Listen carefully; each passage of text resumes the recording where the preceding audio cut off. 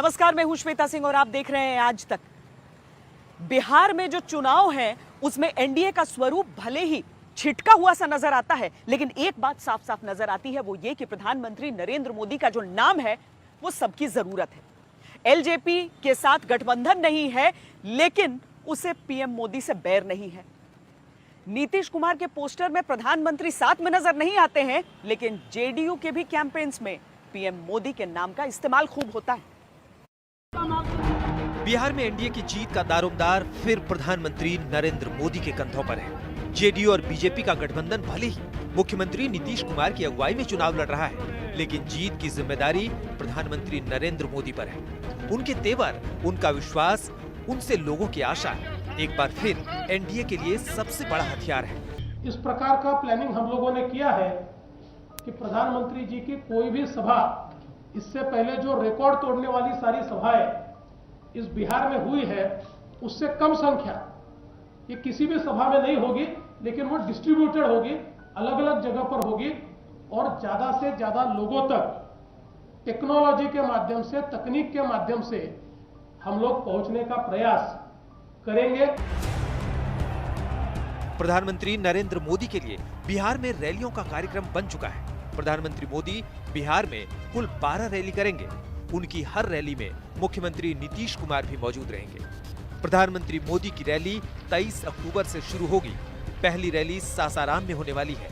प्रधानमंत्री नरेंद्र मोदी पहले चरण के लिए 3 रैली करेंगे, सासाराम, गया और भागलपुर में। इसके बाद 28 अक्टूबर को दरभंगा, मुजफ्फरपुर और पटना में उनकी रैली होगी। 1 नवंबर को छपरा, मोतिहारी और समस्तीपुर में पीएम की सभाएं हैं। आखिरी बार 4 नवंबर को फारबिसगंज, सहरसा और बेतिया में जनसभा करेंगे। बीजेपी को लगता है कि प्रधानमंत्री का नाम उनकी उम्मीदों की नैया को चुनावी बैतरनी पार लगाएगा। मैं मानता हूं वहां की जनता प्रधानमंत्री नरेंद्र मोदी जी को भरोसा करता है। आज की एनडीए की मौजूदा नेतृत्व को भरोसा करता है। मुख्यमंत्री नीतीश कुमार जी की, उप मुख्यमंत्री सुशील मोदी की नेतृत्व को भरोसा करता है। जो 4 पार्टी मैंने कहा, उन 4 पार्टियों की भरोसे पे एनडीए बिहार में बहुत बढ़िया तरीके से जीतेगी। प्रधानमंत्री नरेंद्र मोदी के बाद जिस नेता पर सबसे ज्यादा नजर है वो उत्तर प्रदेश के मुख्यमंत्री योगी आदित्यनाथ हैं। योगी 6 दिन में 18 रैलियां करेंगे। 20 अक्टूबर से उनकी रैली शुरू होगी। पहली रैली बिहार के कैमूर में होगी। 15 साल से बिहार में नीतीश कुमार की हुकूमत है। कहीं सत्ता विरोधी माहौल जीत की उम्मीदों की लुटिया ना डुबो दे, इसलिए अब जिताने का दायित्व प्रधानमंत्री मोदी के कंधे पर है। दिल्ली में हिमांशु मिश्रा के साथ आज तक ब्यूरो। बिहार में यूं तो कई पार्टियां, कई गठबंधन है इस चुनाव में, लेकिन 2 गठबंधन सबसे अहम है। एक तरफ एनडीए जिसमें है बीजेपी और जेडीयू, दूसरी तरफ कांग्रेस और आरजेडी के साथ महागठबंधन। अब चिराग पासवान ने क्या किया है कि भले ही केंद्र में एलजेपी बनी हुई है एनडीए में, लेकिन बिहार के चुनावों में उसने जेडीयू के सामने अपने प्रत्याशी उतार दिए हैं। बीजेपी को इस पर गुस्सा आया और चिराग पासवान की पार्टी को वोट कटुआ कह दिया। हालांकि चिराग पासवान इसके बावजूद कहते हैं कि वो अपने पिता के लिए जो चिराग है, उनकी जो विरासत का चिराग है, उसे जलाए रखेंगे और इसके साथ ही बीजेपी का जो उम्मीदवार होगा उसे सीएम बनता देखना चाहेंगे। जुल्म करो मत, जुल्म सहो मत, जीना है तो मरना सीखो, कदम कदम पर लड़ना। के बीच चुनाव में पिता को खो देने वाले चिराग पासवान उनके अंदाज और तेवर की कसौटी पर अपनी राजनीति को आजमा रहे हैं। उस राजनीति में वो लड़ रहे हैं, लेकिन महागठबंधन से नहीं, बल्कि जिस एनडीए में हैं उसके ही बिहार के सबसे बड़े पार्टनर नीतीश कुमार से। अहंकार बोल लीजिए या स्वाभिमान बोल लीजिए या पता नहीं क्या, पर वो टस से मस नहीं हुआ। 2010 से लेकर आज तक सिर्फ इनकी कुर्सी कैसे बची रहे, उसके अलावा इन्होंने प्रयास क्या किया। मैं 10 नवंबर के बाद में भाजपा लोजपा की सरकार की मैं बात कर रहा हूँ। नहीं, नीतीश ही नहीं बनेंगे इस पर मुख्यमंत्री, बनेंगे ही नहीं। भाजपा का मुख्यमंत्री बने, ये मेरा सपना है और ये मेरा संकल्प है। चिराग पासवान बिहार में सिर्फ उन्हीं सीटों पर चुनाव लड़ रहे हैं जिन सीटों पर नीतीश की पार्टी जेडीयू लड़ रही है। जब सुगबुगाहट तेज हुई कि क्या बीजेपी के शह पर चिराग नीतीश पर वार कर रहे हैं, तो बीजेपी के नेता फ्रंट पर आए। चिराग की पार्टी एक वोट कटवाने वाली पार्टी रह जाएगी। और हम 3/4 बहुमत से चुनाव जीतेंगे। इसलिए इस तरह के भ्रम फैलाने की कोशिश सफल नहीं होगी और इन प्रयासों की हम निंदा भी करते हैं। बीजेपी, जेडीयू, हिंदुस्तान आवाम मोर्चा और विकासशील इंसान पार्टी, ये गठबंधन जीतेगा। दूर दूर से हमारा कोई रिश्ता नहीं और जिस तरह का भ्रम की ये राजनीति है यह हमें पसंद नहीं। लोजपा आज भी हमारे खिलाफ लड़ी हुई है झारखंड से। बिहार झारखंड एक है, झारखंड में भी वो हमारे खिलाफ लड़े हुए हैं। तो ये कोई प्रश्न नहीं है। एनडीए के 4 घटक दल यहाँ हैं और जो भी व्यक्ति नीतीश कुमार जी को मुख्यमंत्री मान रहा है वही हमारे साथ है। पासवान को कभी लालू यादव ने मौसम विशेषज्ञ कहा था। उनकी विरासत संभालने वाले चिराग पासवान का गणित ये हो सकता है कि अगर एनडीए कमजोर होगी, जेडीयू की सीटें कम हुई तो उनकी पार्टी की अहमियत बढ़ेगी। बीजेपी ने भले ही तीखा हमला बोला, लेकिन चिराग अब भी बीजेपी पर संयम बरते हुए हैं। प्रधानमंत्री जी की तस्वीर का इस्तेमाल करने की जरूरत ही नहीं है। मैं उनका हनुमान हूँ, मेरे दिल में उनकी तस्वीर बसती है। किसी दिन होगा तो छाती चीर के भी दिखा दूंगा कि मेरे दिल में मेरे प्रधानमंत्री बसते हैं। बट हाँ, आज अभी 2 दिन आपको हुए नहीं उनको श्रद्धांजलि दी हुई, और आज आप उनकी पार्टी के लिए, उनकी बनाई हुई पार्टी के लिए आप वोट कटवा जैसा शब्द का आप इस्तेमाल कर रहे हैं। पापा जहाँ पे भी होंगे सुनकर खुश तो नहीं होंगे ना इन सारी बात। एलजेपी ने विरोध का अपना दांव चल दिया है। उसके नतीजे चुनाव के नतीजों से तय होगा और उसके बाद ही बिहार में एनडीए का भविष्य भी तय होगा। रोहित सिंह, पटना, आज तक। वैसे बिहार के चुनावों में मोहम्मद अली जिन्ना ने भी एंट्री मार ली है। हुआ यूं कि कांग्रेस ने अलीगढ़ मुस्लिम यूनिवर्सिटी के अध्यक्ष रह चुके मशकूर उस्मानी को टिकट दिया, प्रत्याशी के तौर पर उतारा, और बीजेपी ने जिन्ना राग छेड़ दिया। ये अपने दावे हैं और उन दावों के बीच विरोधियों पर तीखे आरोप हैं। तो जिताइएगा ना, पूरे तौर पर भारी वोट से जिताइएगा ना। उन आरोपों की लपटें अक्सर पाकिस्तान तक चली जाती है, या कह सकते हैं कि बिहार के चुनाव में जब तक पाकिस्तान की एंट्री नहीं होती है तब तक चुनाव पूरा नहीं होता। अब जिन्ना की एंट्री हुई है, पाकिस्तान के कायदे आजम मोहम्मद अली जिन्ना की। ये जवाब देना पड़ेगा कांग्रेस को, ये जवाब देना पड़ेगा बिहार में महागठबंधन के नेता जो उछल उछल के बोल रहे हैं कि मैं देश राज्य का नेतृत्व करूंगा। देश को बताना होगा जाले से जिसको टिकट मिला है। बीजेपी वाले नेता और केंद्र सरकार में मंत्री गिरिराज सिंह के निशाने पर आ गए मशकूर उस्मानी। दरभंगा के जाले सीट से कांग्रेस ने मशकूर को अपना उम्मीदवार बनाया है, लेकिन मशकूर को टिकट मिला तो राजनीति पटना से लेकर दिल्ली तक की गर्मा गई। उनकी पार्टी में ही विरोध शुरू हो गया। जाले के किसी और व्यक्ति को टिकट दे देते मुझे कोई अफसोस नहीं होता, मुझे नहीं देते, किसी और को दे देते। लेकिन जिन्नावादी आदमी को फोटो लगाता है अपने ऑफिस में, केस हुआ है उस पर, अभी भी केस हुआ है, बेल पे है वो आदमी, और मदन मोहन झा बोलते हैं कि सोनिया जी के कहने पे टिकट मिला। गांधी की पार्टी है ये, कांग्रेस पार्टी महात्मा गांधी की सोच की पार्टी है। जिन्नावादी मत बनाइए इसको। ऋषि मिश्रा कांग्रेस में आए और आकर चले गए, तो आप ये भी जान लीजिए कि मशकूर को लेकर जो जिन्ना जिन्ना हो रहा है वो पूरा विवाद है क्या। 2018 में अलीगढ़ मुस्लिम यूनिवर्सिटी में जिन्ना की तस्वीर को लेकर विवाद शुरू हुआ। उस वक्त मशकूर उस्मानी एएमयू छात्र संघ के अध्यक्ष थे। उस्मानी पर आरोप है कि उन्होंने छात्र संघ अध्यक्ष रहते जिन्ना की तस्वीर आजाद हिंदुस्तान की खुशियों में बंटवारे का खून लिपटा तो जिन्ना की बदौलत। जिन्ना की जिद ने देश का बंटवारा करा दिया, इसीलिए उनकी तस्वीर पर बवाल मचा। अब उस्मानी को कांग्रेस ने विधानसभा चुनाव में उतारा तो बवाल का दायरा बिहार के चुनाव में फैल गया। देखिए, सबको ही जानता है कि देश का विभाजन नेहरू जी और जिन्ना के आपसी कलह के कारण हुआ, लेकिन थे दोनों सौतेले भाई। तो कांग्रेस पार्टी का फिर से सौतेले भाई पे प्यार उभर आया है। लेकिन मशकूर उस्मानी का दावा है कि उनके आदर्श गांधी और नेहरू हैं, ना कि कोई जिन्ना। इसलिए उनके ऊपर लग रहे आरोपों को उस्मानी गलत बता रहे हैं। आप एक स्टेटमेंट मेरा दिखा दीजिए कि मैंने समर्थन किया। तो भाई सब चीज आजकल सबके सामने है, कोई छुपा तो नहीं हुआ। ऐसा तो नहीं है कि मुझे नहीं जान रहे, मेरा विरोध करे तो मुझे जान रहे होंगे। मेरा कोई एक स्टेटमेंट समर्थन में आप दिखा दीजिए तो मैं मान लूं। इस तरह का प्रोपेगेंडा फैलाया जाएगा। जिन्ना विवाद ने इसलिए भी तूल पकड़ लिया कि हाल ही में महागठबंधन को घेरने के लिए केंद्रीय गृह राज्य मंत्री नित्यानंद राय कश्मीरी आतंकवादियों का जाल फेंक चुके हैं। जो जानेंगे बिहार में अगर सरकार आरजेडी की बनेगी तो कश्मीर से जिस आतंकवादी को हम सफाया कर रहे हो आकर बिहार में घर से पनाह ले लेगा। लेकिन महागठबंधन को लगता है कि बीजेपी के पास बिहार में लड़ने के लिए कोई असल मुद्दा नहीं है, तो वो पाकिस्तान और आतंकियों के भरोसे बैठी है।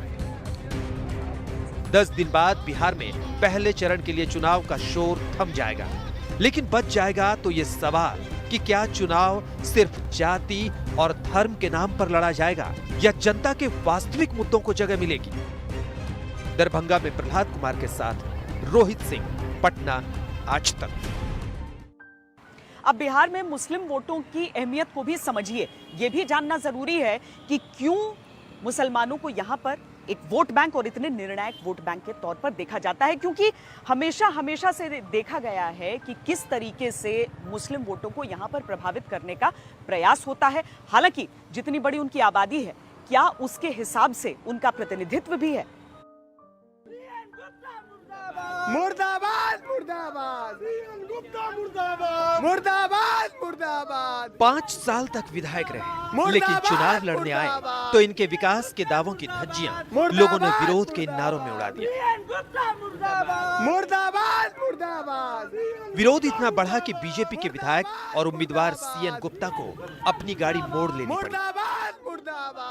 लोग खुश हैं, अमन चैन की सांस ले रहे हैं, कहीं भी किसी का छीन झपट नहीं हो रहा है, मतलब रंगदारी नहीं टैक्स वसूला जा रहा है, किसी का मकान हड़प नहीं जा रहा है, जमीन किसी जबरदस्ती लिपाई नहीं जा रही है, और लोगों का हमारे प्रति विश्वास है, जिसकी वजह से मैं इस बार नॉमिनेशन करने जा रहा हूं। और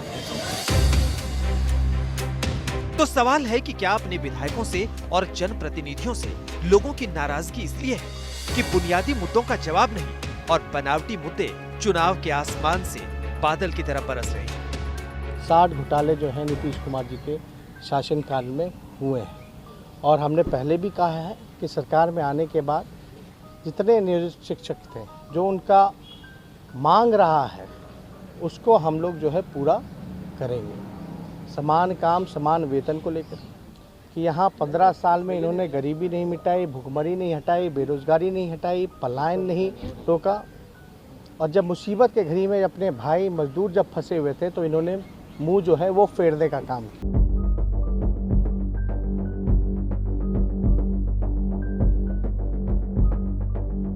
जिस वक्त बिहार में कोरोना की मार है, बेरोजगारी पर हाहाकार है, विस्थापन है, बाढ़ है, उस वक्त जब चुनाव होता है तो कहीं आतंकवादियों का भूत नाचने लगता है, कहीं पाकिस्तान से जिन्ना की रूह जिन्न की तरह घूमने लगती है। क्या कांग्रेस पार्टी और गठबंधन आरजेडी जो महागठबंधन है, ये भी जिन्ना के साथ पूरी पार्टी पूरा बिहार का चुनाव जिन्ना के रास्ते पर हो? जब बात मुसलमानों पर अटक गई है तो सवाल है कि बिहार के मुसलमान क्या करेंगे। एक अनुमान के मुताबिक उनकी भागीदारी 17% है।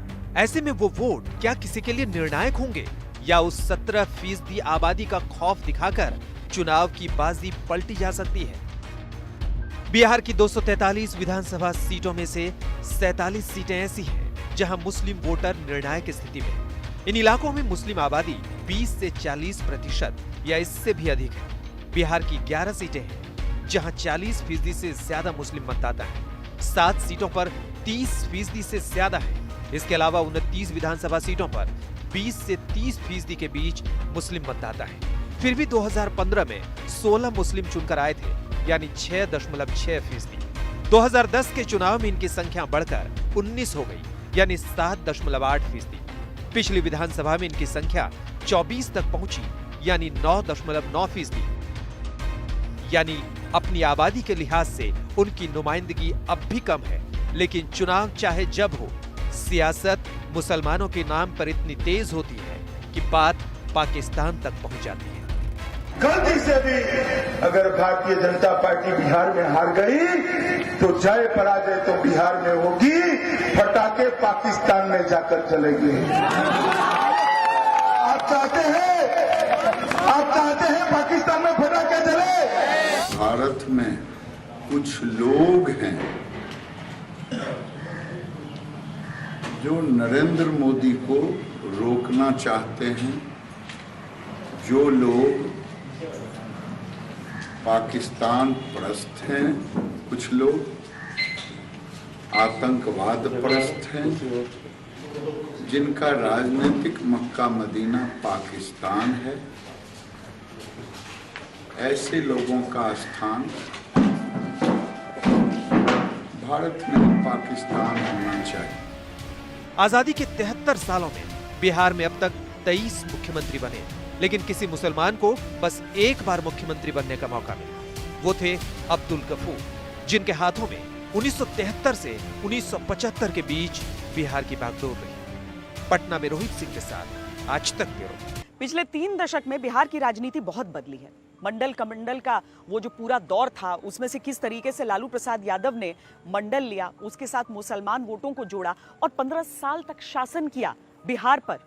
अब नीतीश कुमार ने उसी मंडल में से एक हिस्सा लिया और कमंडल वालों से हाथ मिलाया और उसके बाद से उनका शासन चला। देखना यह है कि इस बार मुसलमान जो वोट हैं वो निर्णायक साबित होंगे या ध्रुवीकरण का शिकार।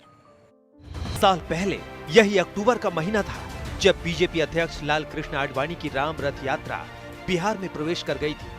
अयोध्या में भव्य राम मंदिर के नाम पर आडवाणी ने एक आंदोलन चलाया, लेकिन बिहार के तत्कालीन मुख्यमंत्री लालू प्रसाद यादव ने उस यात्रा के खिलाफ धर्मनिरपेक्षता और हिंदू मुस्लिम एकता का माहौल बना दिया। मैं इस मंच के माध्यम से पुनः श्री आडवाणी जी से अपील करना चाहता हूं, अपनी यात्रा को स्थगित कर दें, स्थगित करके वो दिल्ली वापस चले जाएं। देश हित में अगर इंसान ही नहीं रहेगा, इंसान नहीं रहेगा, तो मंदिर में घंटी कौन बजाएगा।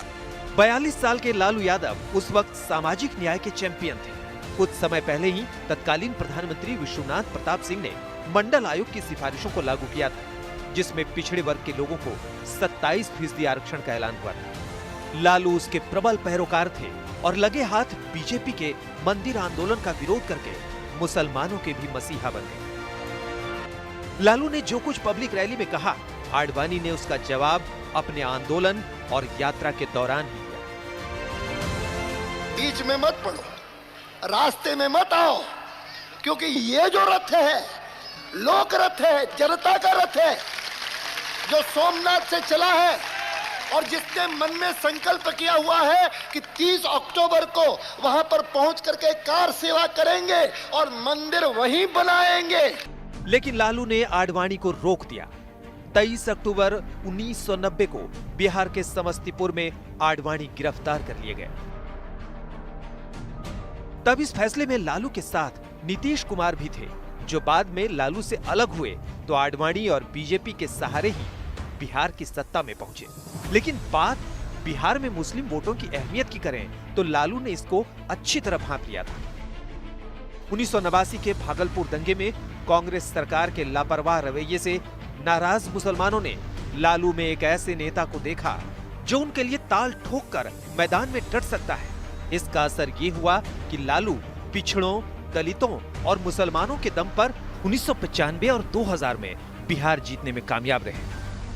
कभी लालू के बगलगीर रहे नीतीश कुमार ने 1994 में ही उनका साथ छोड़ दिया और 2 साल बाद 1996 में बीजेपी के साथ चले गए। लेकिन वो दावा करते रहे कि अपनी सेकुलर छवि से वो समझौता नहीं कर सकते। 2005 में बीजेपी के साथ मिलकर नीतीश ने बिहार से लालू को उखाड़ दिया। 2010 के चुनाव से पहले नीतीश ने बीजेपी को भोज का न्योता देकर वापस ले लिया जब उसमें मोदी का नाम आया। इस अपमान के बावजूद तब बीजेपी नीतीश का पल्लू पकड़े रही। लेकिन बीजेपी में जब प्रधानमंत्री नरेंद्र मोदी का उदय राष्ट्रीय राजनीति में होने लगा तो नीतीश ने एक झटके में बीजेपी से नाता तोड़ दिया। ये देश प्रेम से चलेगा, मोहब्बत से चलेगा, इसमें कभी टोपी भी पहननी पड़ेगी, कभी टीका भी लगाना पड़ेगा। अचानक नीतीश धर्मनिरपेक्षता के चैंपियन बन गए, जिसमें अब तक सबसे बड़ी दावेदारी लालू की थी। लेकिन मोदी लहर में 2014 में जब नीतीश भी बह गए और लालू भी, तो अपने अस्तित्व की लड़ाई 20 साल बाद उनको एक साथ ले आई। शायद डीएनए में ही कोई गड़बड़ है।